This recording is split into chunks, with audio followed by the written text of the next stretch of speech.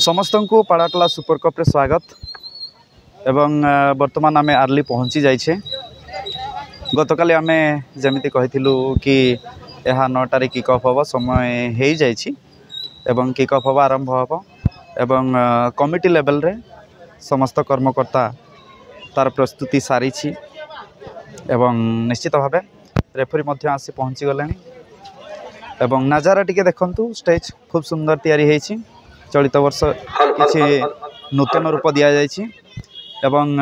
ground तो आपण माने जानी थे छोटिया ग्राउंड घास ना भुवनेश्वर जेहेतु अनेक संख्यार लोक बसवास करती तो जगह कम थाए लोकंर डेनसीटी अधिक थाए एवं पाणीपाग उपरे जदि नजर पकाइबा तेबे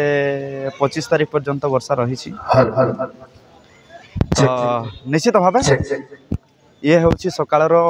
व्यूज सकाळर दृश्य चतुर्पार्श्व आज महासंघ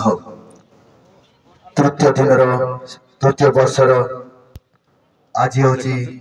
प्रथम मैच आरंभ होला अनुष्ठान समस्त